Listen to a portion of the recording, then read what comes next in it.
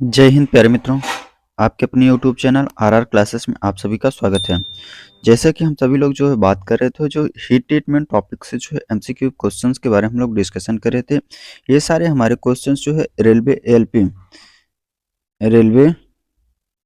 ALP technician DRDO SAIL BARC और जो है इसरो के लिए जो है मोस्ट इम्पॉर्टेंट क्वेश्चन है। और ऑल जो हमारे टेक्निकल एग्जाम होते हैं उन टेक्निकल एग्जामों के लिए जो भी मोस्ट इम्पॉर्टेंट क्वेश्चंस हैं। तो जैसे पिछली क्लास में हमने जो 19 क्वेश्चन तक देखा था, जिसमें हमने देखा था अगर क्या कहते हैं हमारा जो देखा था कि कार्बन की प्रतिशत परसेंटेज ऑफ कार्बन के बारे में और उसकी एनलिंग टेम्परेचर। जो अगर हमारा जो मान लीजिए 0.1 से कम परसेंट तक अगर हमारा कार्बन है, 0.1% से कम अगर किसी भी मेटल में 0.1 से कम परसेंट जो है कार्बन है, तो उसकी जो एनलिंग टेम्परेचर होगी वह 875 डिग्री सेल्सियस से 925 डिग्री सेल्सियस होगी। और 0.1 से 0.25% तक अगर कार्बन की मात्रा है, तो उसका जो एनलिंग टेम्परेचर होगा यह 840 से 940 डिग्री सेल्सियस होगा। अगर 0.3 से 0.5% तक कार्बन की मात्रा है, तो उसका एनलिंग टेम्परेचर जो होगा 815 डिग्री से 840 डिग्री सेल्सियस तक रहेगा। अगर किसी में कोई भी जॉब होगा उसमें जो 0.5 से 0.9% तक कार्बन की मात्रा है, तो उसका जो एनलिंग टेम्परेचर होगा 780 डिग्री से 810 डिग्री सेल्सियस तक होगा। अगर 0.9 से 1.7% तक कार्बन की मात्रा है, तो उसका जो एनलिंग टेम्परेचर होगा यह 760 डिग्री से 780 डिग्री सेल्सियस तक होगा। आज हम लोग जो बात करेंगे जो है नॉर्मलाइजिंग प्रक्रिया पर, नॉर्मलाइजिंग प्रोसेस के बारे में हम लोग जो डिस्कशन करेंगे। इस पर जो है एमसीक्यू क्वेश्चंस के बारे में हम लोग जो है डिस्कशन करेंगे। ये भी हमारी जो है क्या कहते हैं हीट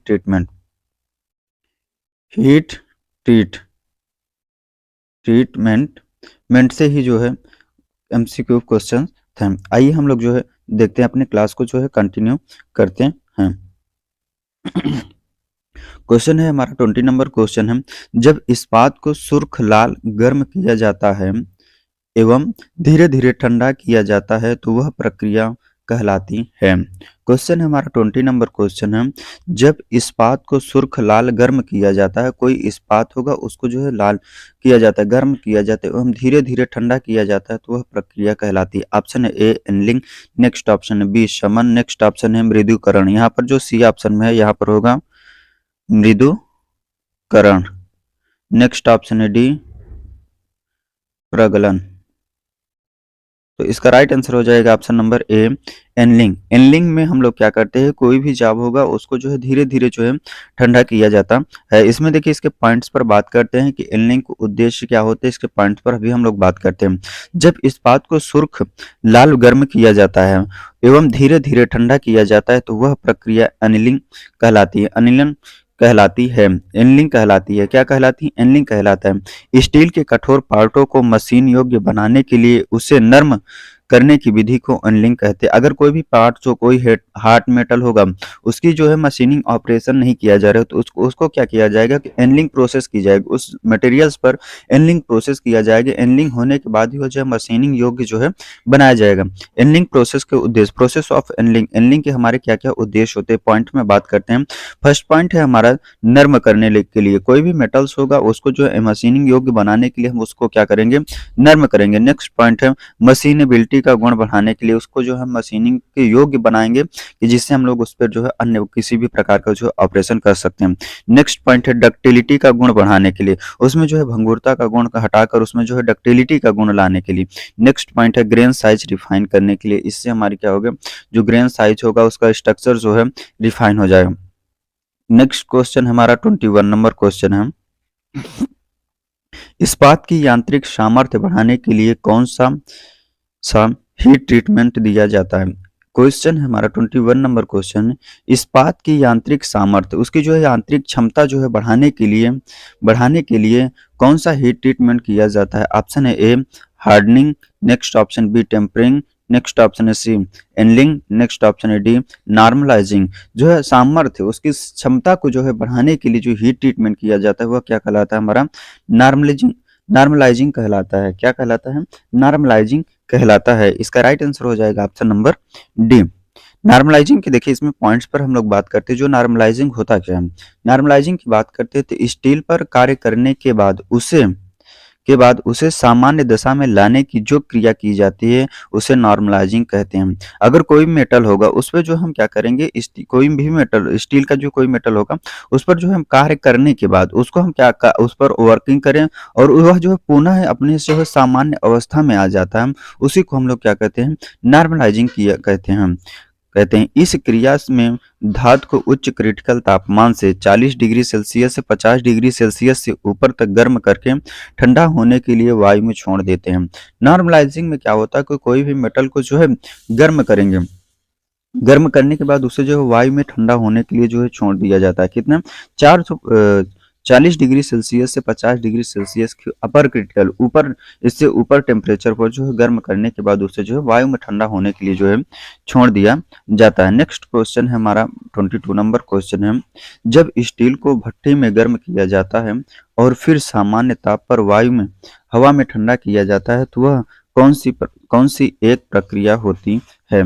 क्वेश्चन है हमारा 22 नंबर क्वेश्चन है। जब स्टील को भट्ठी में गर्म किया जाता है, कोई भी मेटल होगा उसको हम भट्ठी में गर्म करेंगे और फिर सामान्य ताप पर हवा में ही ठंडा किया जाता है तो वह कौन सी एक प्रक्रिया होती है? ऑप्शन है A annealing, next option B tempering, next option C hardening, next option D normalizing. यह कौन सी प्रक्रिया है? नॉर्मलाइजिंग प्रक्रिया है। क्या किया जाता है? वायु में ही ठंडा होने के लिए छोड़ दिया जाता है, उसे हम लोग क्या कहते हैं? नॉर्मलाइजिंग कहते हैं। इसका राइट आंसर हो जाएगा ऑप्शन नंबर डी। देखिए इसमें भी एनलिंग नॉर्मलाइजिंग के बारे में हमारे पॉइंट्स में दिए गए हैं। नॉर्मलाइजिंग प्रक्रिया धातु के आंतरिक विकारों को दूर करने के लिए किया जाता है। जो उसमें आंतरिक जो स्ट्रेस होते हैं, तनाव होते हैं, उसको जो है दूर करने के लिए किया जाता है। धातु में ठंडी अवस्था में हथौड़े की चोट से, रोलिंग मशीन पर रोल करने से या बार बार के किसी झटके से जो धातु की आंतरिक बनावट बिगड़ जाती है उसे दोबारा ठीक करने और उसकी अवस्था में लाने के लिए धातु की एनलिंग तापमान तक गर्म करके खुली हवा में रखने से वह ठीक हो जाता है। इस क्रिया को नॉर्मलाइजिंग कहते हैं। कोई भी मेटल होगा उस पे जो हम क्या करेंगे, गर्म करने के बाद उस पे जो है ठंडी धातु होती है। ठंडी धातु में क्या होता है कि धातु की ठंडी अवस्था में, अगर धातु जो है हमारा ठंडी अवस्था, तो उसमें जो हैमर, हथौड़ी की चोट, रोलिंग मशीन पर रोल करने या बार बार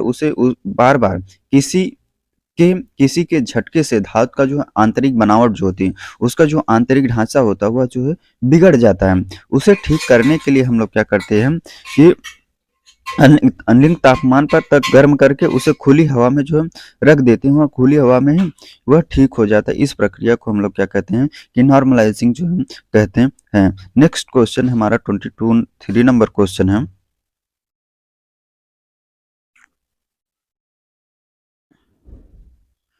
ट्वेंटी थ्री नंबर क्वेश्चन है हमारा। क्वेश्चन है स्टील की नॉर्मलाइजिंग प्रक्रिया के दौरान नमूने को गर्म किया जाता है। क्वेश्चन है हमारा स्टील की नॉर्मलाइजिंग प्रक्रिया के दौरान नमूनों को गर्म किया जाता है। ड्यूरिंग इंग्लिश में दिया during normalising process of steel the specimen is heated. Steel की नॉर्मलाइजिंग प्रक्रिया के दौरान नमूने को गर्म किया जाता है। ऑप्शन है A between the upper and lower critical temperature and cooling is steel air, उच्च और निम्न क्रांतिक तापमान के बीच तथा अचल वायु में ठंडा करें। नेक्स्ट ऑप्शन है B above the upper critical temperature and cooled in furnace, उच्च क्रांतिक तापमान के ऊपर तथा फर्नेस में ठंडा होने दें। नेक्स्ट ऑप्शन है above the upper critical temperature and cool the in steel area, उच्च क्रांतिक तापक्रम के ऊपर तथा अचल वायु में ठंडा होने दें। नेक्स्ट ऑप्शन है between the end lower critical temperature and cold the in furnace, वो क्या किया जाता है, अपर और उच्च और निम्न क्रांतिक तापमान के बीच फर्नेस में ही ठंडा होने दिया जाता है। इसका राइट आंसर हो जाएगा ऑप्शन नंबर सी। यह क्या किया जाता है, जो नॉर्मलाइजिंग प्रक्रिया होती है, इसमें हम लोग क्या करते हैं, यहाँ पर जो है देखिए दिया गया temperature and cooled in still air, यह क्या किया जाता है कि एयर में ही जो वायु की खुली अवस्था में ही जो है ठंडा होने के लिए जो है छोड़ दिया जाता है। इसमें देखिए, इसमें भी देखिए नॉर्मलाइजिंग के बारे में ही दिया गया है। नॉर्मलाइजिंग के बारे में बात करते हैं। नॉर्मलाइजिंग क्रिया धातु के आंतरिक विकारों को दूर करने के लिए की जाती है। जो उसमें आंतरिक विकार जो हार्ड दूर करने के लिए किया जाता है, धातु में ठंडी अवस्था पे हथौड़े से चोट से रोलिंग मशीन पर रोल करने से, बार बार किसी के झटके से जो धातु की आंतरिक बनावट इंटरनल स्ट्रक्चर बिगड़ जाती है, उसे दोबारा ठीक करने और उसी अवस्था में लाने के लिए धातु को ऊपरी क्रांतिक तापमान के ऊपर गर्म करके कमरे के ताप पर रुकी हुई हवा में रखा जाता है। इस क्रिया को नॉर्मलाइजिंग कहते हैं। नेक्स्ट क्वेश्चन है हमारा 24 नंबर क्वेश्चन है। नेक्स्ट क्वेश्चन है हमारा 24 नंबर क्वेश्चन है। The heat treatment process used for casting is, casting के लिए हीट ट्रीटमेंट प्रक्रिया कहलाती है। अगर हमें क्या करना है, कास्टिंग करना है, कास्टिंग करने के लिए उष्मा उपचार हीट ट्रीटमेंट प्रक्रिया कहलाती है। ऑप्शन है ए नॉर्मलाइजिंग, नेक्स्ट ऑप्शन है बी एनलिंग, नेक्स्ट ऑप्शन है सी टेम्परिंग, नेक्स्ट ऑप्शन है डी हार्डनिंग। क्या कहलाती है, नॉर्मलाइजिंग, नॉर्मलाइजिंग कहलाती है। कास्टिंग के लिए क्वेश्चन हमारा 24 नंबर क्वेश्चन है। The heat treatment process used for casting is normalising, क्या कहलाता है, नॉर्मलाइजिंग कहलाता है। इसका राइट आंसर हो जाएगा ऑप्शन नंबर ए। नेक्स्ट क्वेश्चन हमारा 25 नंबर क्वेश्चन है। 25 नंबर क्वेश्चन है संरचना की एक रूपता हेतु सूक्ष्म कण के उत्पादन तथा यांत्रिक विशेषताओं के निखार में मदद करने वाली प्रक्रिया को क्या कहा जाता है। क्वेश्चन है हमारा 25 नंबर क्वेश्चन। संरचना की एक रूपता हेतु सूक्ष्म कण के उत्पादन तथा यांत्रिक विशेषताओं के निखार में मदद करने वाली प्रक्रिया को क्या कहा जाता है। ऑप्शन है A normalizing, next option B annealing, next option C hardening, next option है डी टेम्परिंग। इसका राइट आंसर हो जाएगा ऑप्शन नंबर ए टेम्परिंग कहलाता, सॉरी नॉर्मलाइजिंग जो है कहलाता है। इसका राइट आंसर हो जाएगा ऑप्शन नंबर ए। इसमें देखिए जो नॉर्मलाइजिंग के बारे में हम लोग बात करते हैं, नॉर्मलाइजिंग क्या होता है, स्टील को ठंडी व गर्म हालात में हैमरिंग, रोलिंग, फोर्जिंग व वेल्डिंग करने से धातु की आंतरिक बनावट बदल जाती है। अगर जो मेटल्स होगा, नॉर्मलाइजिंग क्या होता है, अगर कोई मेटल्स होगा उसको जो हम क्या करेंगे, स्टील को जो ठंडी या गर्म हालात में उस पर जो हैमर से छोटिंग करेंगे, उसकी रोलिंग करेंगे, फोर्जिंग करेंगे, वेल्डिंग करने से उसकी जो आंतरिक बनावट होती है, आंतरिक स्ट्रक्चर जो होता है उसमें जो है बदलाव आ जाता है। इसीलिए इन क्रियाओं के बाद दोबारा सामान्य दशा में लाने की क्रिया को नॉर्मलाइजिंग कहते हैं। नॉर्मलाइजिंग के उद्देश्य के बारे में हम लोग बात करते हैं। नॉर्मलाइजिंग ऑफ प्रोसेस कि देखिए फर्स्ट पॉइंट में दिया गया धातु में फाइन ग्रेन साइज उत्पन्न करना है। नॉर्मलाइजिंग का उद्देश्य क्या है, फर्स्ट पॉइंट है धातु में फाइन ग्रेन साइज उत्पन्न करना। नेक्स्ट पॉइंट में दिया गया धातु को गर्म या ठंडी अवस्था में कूटने पीटने व अंडर कटिंग करने पर उसके आंतरिक स्ट्रक्चर में जो खिंचाव आए उन्हें दूर करने के लिए। नेक्स्ट पॉइंट है यांत्रिक गुणों में को सुधारने या बढ़ाने के लिए जो है किया जाता है। नेक्स्ट क्वेश्चन है हमारा 26 नंबर क्वेश्चन है। 26 नंबर क्वेश्चन है सामान्यीकरण नॉर्मलाइजिंग का मुख्य उद्देश्य क्या है। नॉर्मलाइजिंग का मुख्य उद्देश्य क्या है। ऑप्शन है ए भंगुरता बढ़ाना, नेक्स्ट ऑप्शन बी कठोरता बढ़ाना, नेक्स्ट ऑप्शन है सी खुरदरी घिसी हुई संरचना को कम करना, नेक्स्ट ऑप्शन है डी मजबूती बढ़ाना। इसका राइट आंसर हो जाएगा ऑप्शन नंबर सी खुरदरी घिसी हुई संरचना को कम करना। इसका राइट आंसर हो जाएगा ऑप्शन नंबर सी। देखिए इसमें भी क्या कहते हैं, नेक्स्ट क्वेश्चन हमारा 27 नंबर क्वेश्चन है। कार्य की वजह से उत्पन्न आंतरिक दोष या तनाव को दूर करने की प्रक्रिया को निम्नलिखित में से किस शब्द द्वारा व्यक्त किया जाता है। क्वेश्चन है हमारा 27 नंबर, कार्य की वजह से उत्पन्न आंतरिक दोष या तनाव को दूर करने की प्रक्रिया को निम्नलिखित में से किस शब्द द्वारा व्यक्त किया जाता है। ऑप्शन ए नॉर्मलाइजिंग सामान्यीकरण, next option B annealing, next option C hardening, next option D tempering. इसका राइट आंसर हो जाएगा ऑप्शन नंबर ए नॉर्मलाइजिंग सामान्यीकरण। इसमें देखिए इसके पॉइंट्स पर बात करते हैं। कार्य की वजह से उत्पन्न आंतरिक दोष, कोई कार्य करें उसमें आंतरिक दोष या तनाव को दूर करने की प्रक्रिया को नॉर्मलाइजिंग द्वारा व्यक्त किया जाता है। नॉर्मलाइजिंग द्वारा जो है सामान्यीकरण या नॉर्मलाइजिंग द्वारा जो है व्यक्त किया जाता है।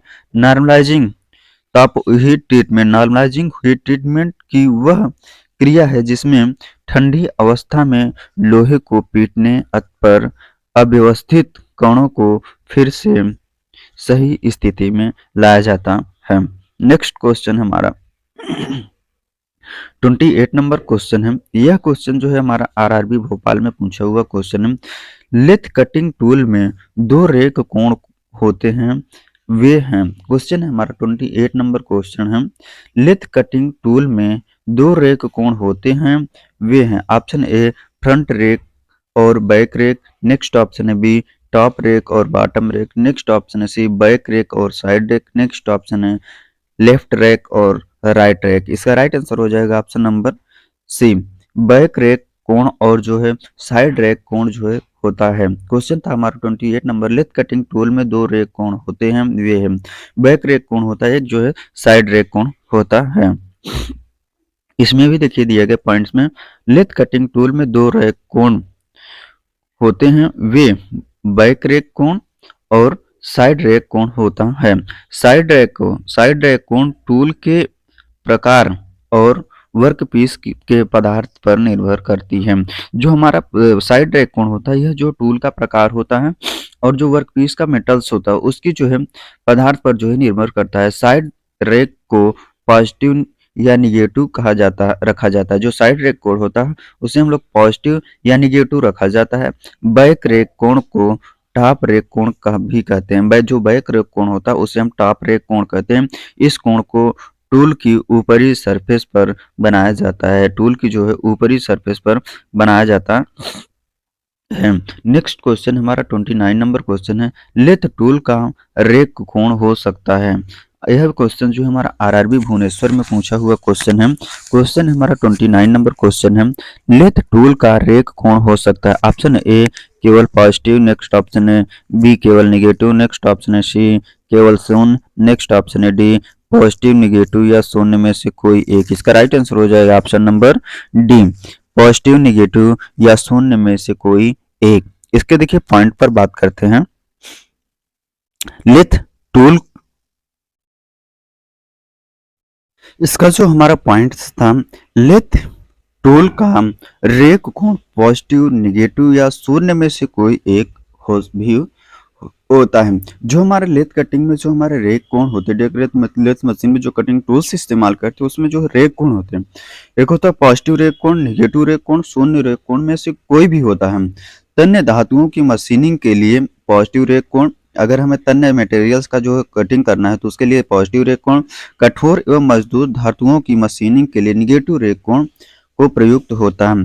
और जो फार्म टूल का रेक कोण कितना होता है, शून्य रखा जाता है।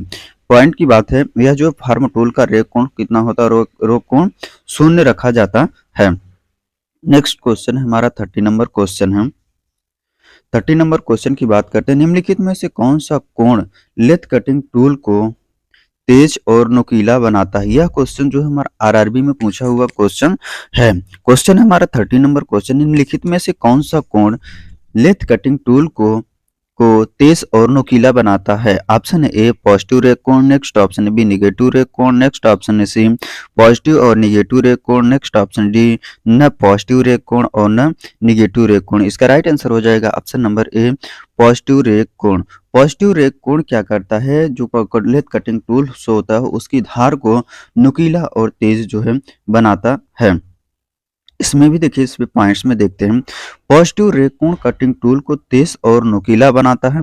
पॉजिटिव रे कोण ज्यादा होने पर टूल बहुत पतला हो जाता है। जो अगर हमारा पॉजिटिव रे कोण जो है ज्यादा होगा तो हमारा टूल की जो धार होगी, नुकीला पॉइंट्स, वह क्या होगा कि पतला हो जाए, जिससे इसकी जीवन काल घट जाती है। नेक्स्ट क्वेश्चन हमारा 31 नंबर क्वेश्चन है। 31 नंबर क्वेश्चन ये भी हमारा आरआरबी में पूछा हुआ क्वेश्चन है।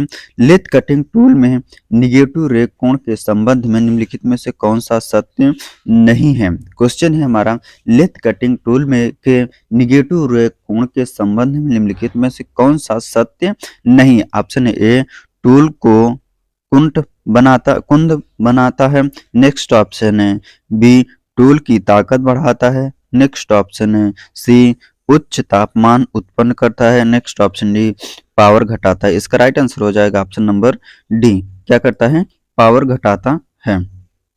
इसमें देखिए, इसके पॉइंट्स पर बात करते हैं।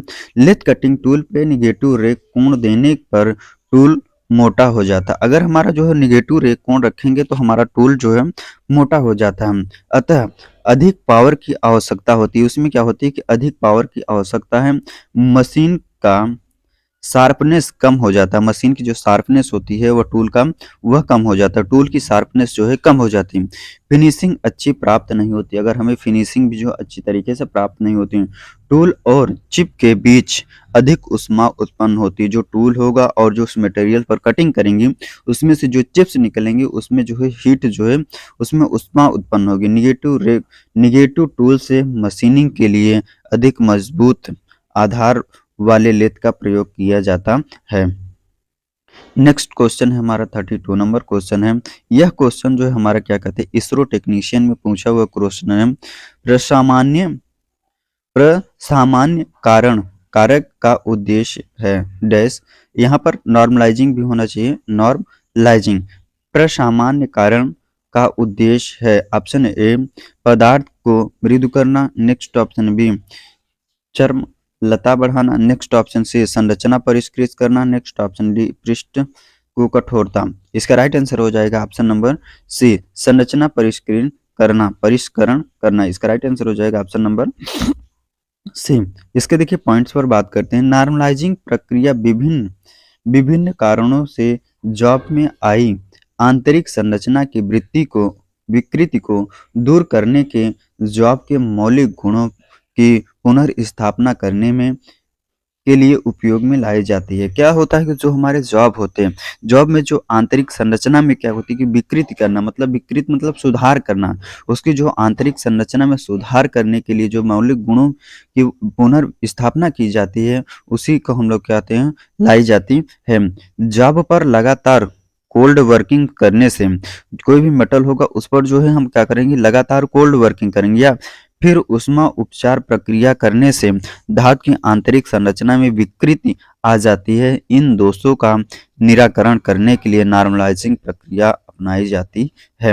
इन प्रक्रियाओं को जो है दूर करने के लिए नॉर्मलाइजिंग प्रक्रिया जो है अपनाई जाती है। नेक्स्ट पॉइंट पर हम लोग बात करेंगे hardening, tempering and surface hardening के बारे में। हम लोग जो है MCQ क्वेश्चन जो है देखते हैं। नेक्स्ट क्वेश्चन हमारा 33 number question, martempering is a dash process. Martempering एक डैश पद्धति है। Option A, normalizing. Next option है B, tempering. Next option D, एनलिंग।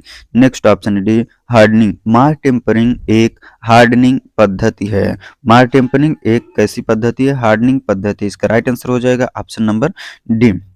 देखिए इसमें पॉइंट्स पर बात करते हैं। यह उष्मा उपचार हीट ट्रीटमेंट की एक विधि है जिसमें धातु की कठोरता हार्डनेस का गुण बढ़ाया जाता है। जो हार्डनिंग होती है उसमें क्या होता है, हीट ट्रीटमेंट होती है, उससे क्या होता है कि धातु की जो है कठोरता बढ़ाने के लिए किया जाता है।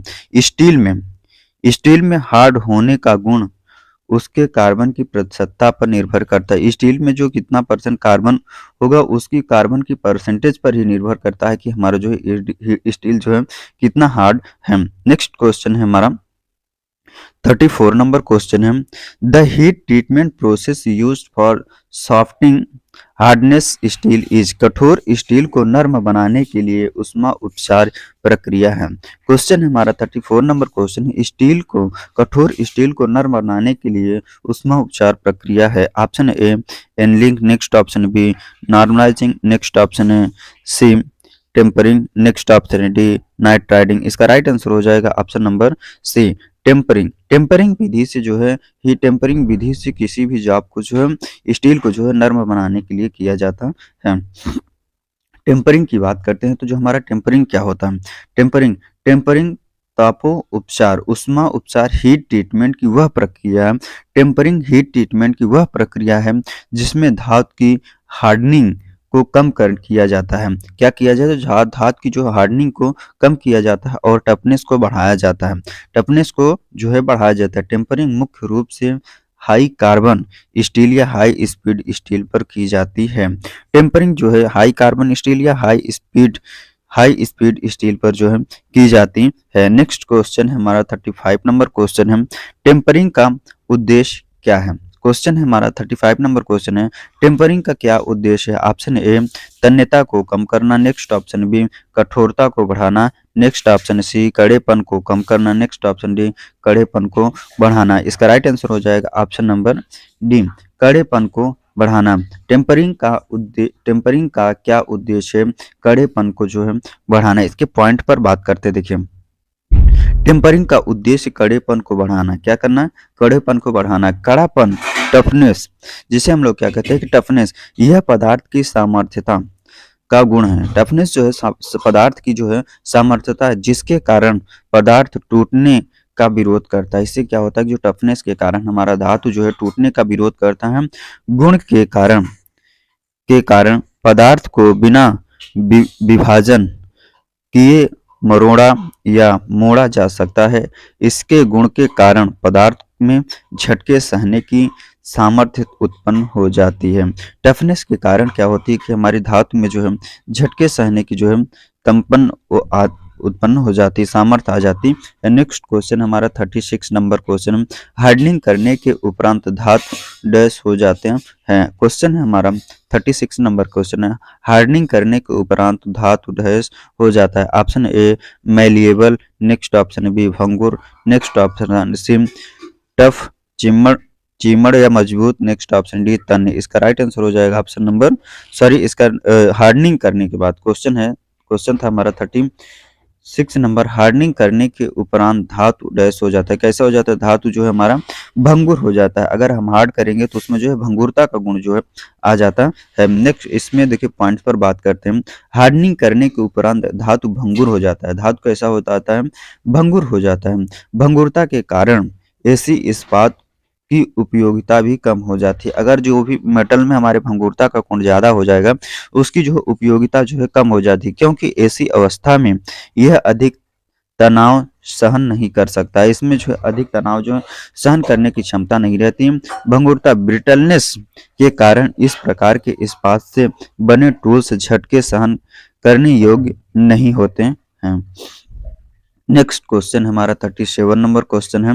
यह क्वेश्चन जो हमारा क्या कहते हैं आरआरबी मुजफ्फरपुर में पूछा हुआ क्वेश्चन है, हाई स्पीड स्टील की टेम्परिंग की जाती है। क्वेश्चन है हमारा 37 नंबर क्वेश्चन है, हाई स्पीड स्टील की टेम्परिंग की जाती है। ऑप्शन है ए 220 डिग्री सेल्सियस से 230 डिग्री सेल्सियस, नेक्स्ट ऑप्शन है 280 डिग्री सेल्सियस से 400 डिग्री सेल्सियस, नेक्स्ट ऑप्शन है सी 550 डिग्री सेल्सियस से 600 degree Celsius, next option D 230 degree Celsius से 270 डिग्री सेल्सियस तक।